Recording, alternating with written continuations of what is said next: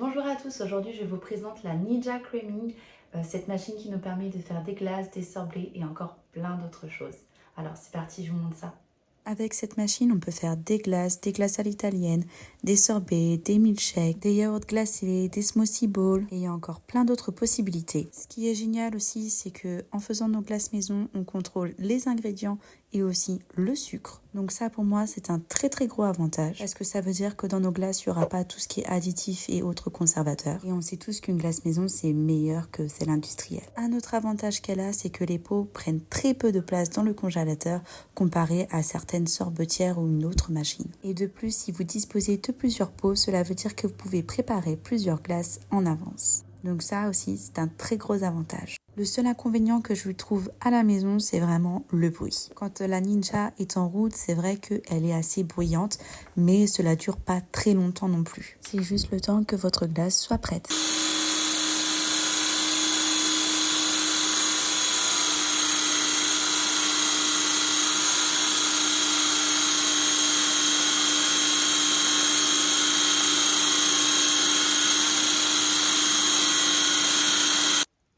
Et ce qui est génial, c'est que j'ai pu même la tester dans mon camping-car et à vrai dire, je ne l'ai pas testée pour la première fois à la maison, mais je l'ai testée en camping-car. Donc je dirais que c'est vraiment très appréciable de pouvoir emmener une machine à glace en camping-car, surtout quand il fait très chaud.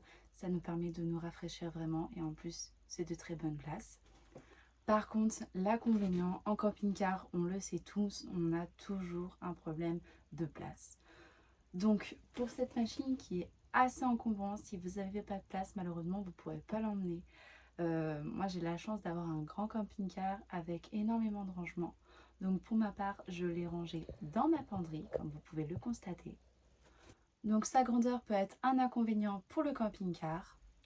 Et si votre camping-car dispose de panneaux solaires ainsi d'un convertisseur de plus de 800 watts, cela veut dire que quand vous êtes autonome, vous pourrez vous en servir aussi.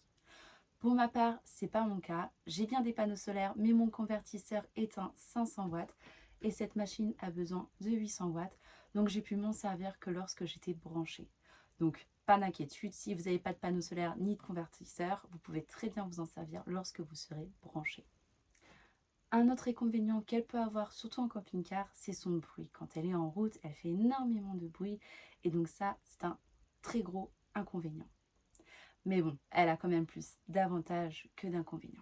Et comme je vous le disais tout à l'heure, ce qui est bien, c'est que vu que les pots sont tout petits, même en camping-car, cela ne pose pas de problème, que ça soit pour les stocker ou alors pour les mettre dans le congélateur, car ils prennent très peu de place. Bon, là j'en ai mis 2 pour que vous puissiez constater, mais en vrai je pense que je peux en mettre 4 voire même 5. Ces pots sont vraiment très bien parce que vu qu'ils sont de petite taille, on peut les mettre dans des petits compartiments comme mon congélateur par exemple dans le camping-car, et même pour les ranger à la maison, cela facilite beaucoup. Donc je vous mets un petit résumé des avantages et des inconvénients à la maison et des avantages et des inconvénients en camping-car. Je rajouterai un petit inconvénient en camping-car que je n'ai pas marqué sur la fiche, c'est que pour certaines glaces, dont les sorbets, il vous faudra des fruits frais et vous serez obligé de les mixer.